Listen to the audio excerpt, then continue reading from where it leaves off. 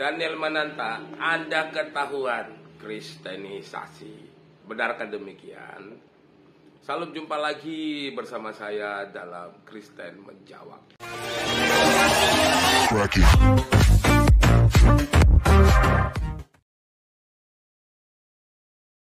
Ternyata dari dulu Daniel melakukan kristenisasi terselubung di panggung. Setelah itu bertemu Ustadz Abdul Somad. Dia banyak bertanya tentang agama Islam. Setelah bertemu Ustadz Abdul Somad, apakah Daniel berubah? Jawabannya nyatanya tidak. Dia melakukan kristenisasi terhadap Marshanda di podcastnya. Ngapain coba? Ngebacain kitabnya Daniel kepada orang yang sudah beragama. Apakah itu namanya toleransi? Bukan, itu namanya telur asin. Telur itu sudah ada rasa tersendiri, tidak asin, lalu dicampurkan dengan rasa asin. Jadinya telur asin. Gitu juga, agama Islam itu murni, mau dicampurkan dengan akidah luar. Akhirnya rasanya berbeda. Nah, jadi bisa berpengaruh kepada keimanan kita. Lalu kesan dan pesan apa yang saya ingin sampaikan kepada Bapak Ibu semuanya? Kita lihat dari contoh Daniel ini. Jangan pernah percaya kepada orang yang di luar agama Islam.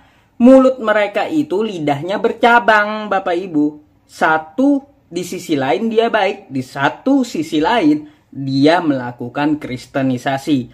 Artinya, selembut-lembutnya orang tersebut jangan mudah dipercaya. Contohnya Daniel Mananta tidak pernah meninggikan suara. Ya, saya tahu. Dan pemikirannya cerdas. Tetapi di balik itu entah apa tujuan dia, entah dia ingin mengkristenisasi umat Islamkah melalui podcast dan profesi dia, atau ada hal lain dari niat dia. Saya pikir kemarin itu dia bertemu Ustadz Abdul Somad.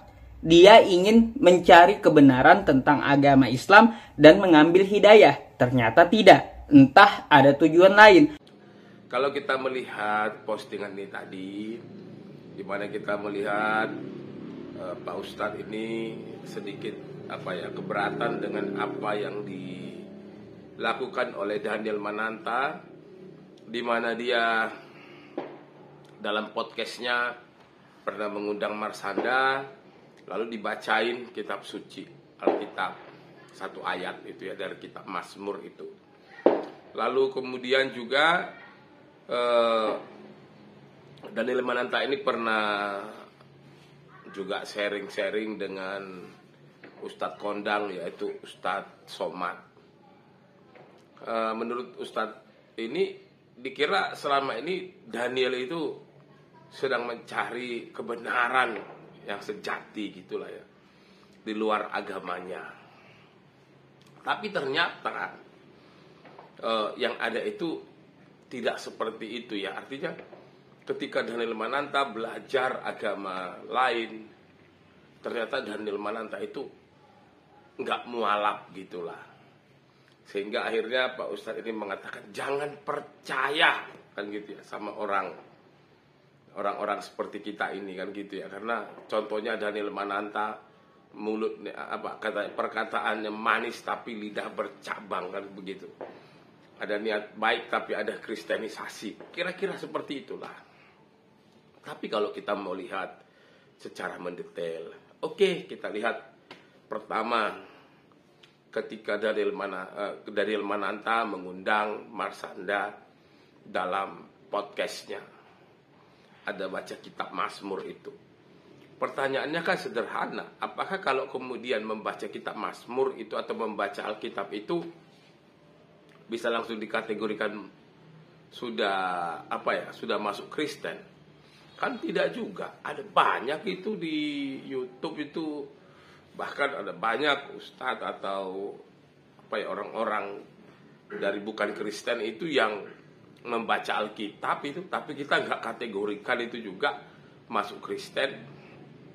Lalu juga ketika Daniel Mananta sharing-sharing dan banyak bertanya kepada Ustadz kondang, Ustadz Abdul Somad, bukan berarti Daniel itu sudah dikategorikan mualaf juga, kan bukan. Mengapa? Karena begini ya, pada prinsipnya seseorang itu memeluk sebuah agama ya, agama apapun itu kan karena panggilan hati gitu loh. Saya juga sering itu sharing-sharing dengan teman-teman saya yang bukan beragama Kristen. Mereka membacakan atau mengutip kitabnya, lalu memperdengarkannya ke saya, atau saya juga mengutip dalam dialog saya dengan mereka. Tapi kita sih fine-fine aja. Kita nggak ada merasa, saya tidak merasa saya sedang melakukan kristenisasi atau teman saya ini sedang melakukan pemaksaan terhadap saya untuk ikut agamanya. Nggak ada juga seperti itu. Karena apa? Kita tahu masing-masing kita memeluk agama itu karena kita yakin gitu loh. Kita punya keyakinan yang kuat yang nggak bisa dipengaruhi oleh apapun gitu ya. Masa sih kalau dibacain Alkitab lalu kemudian itu akan mengakibatkan dia menjadi murtadin? Kan tidak juga. Nggak jaminan juga. Saya balik misalnya, juga ada orang tiap hari baca Alkitab, belum tentu juga dia jadi Kristen yang sungguh-sungguh. Jadi yang nggak bisa dijadikan seperti itu. Tapi ketika mengatakan bahwa ketika segala sesuatu itu selalu kita kaitkan dengan agama, ya sulit ya. Kita akhirnya jatuh kepada gap atau kotak-kotak di mana kita selalu memberikan pembeda gitu loh. Gua agamanya ini, lu agamanya ini. Kan nggak harus seperti itulah ya. Kita terkadang dalam hal-hal tertentu, pada saat kita untuk menunjukkan bahwa kita beragama, apapun agama kita, terkadang itu yang lebih penting itu adalah lewat tutur kata, sikap kita, kan begitu ya. Itu yang merupakan cerminan dari apa yang kita anut. Jadi nggak usah khawatir, nggak usah takut lah untuk percaya sama orang seperti kami orang Kristen. Kalau dikatakan nggak bisa dipercaya, atau karena nanti lidahnya bercabang selembut-lembutnya atau sebaik-baiknya ternyata ada unsur kristenisasi, enggak lah, nggak sampai sejauh itu. Hari-hari sekarang ini orang kan sudah mulai cerdas, sudah tahu lah nggak gampang untuk dipengaruhi oleh sebuah agama.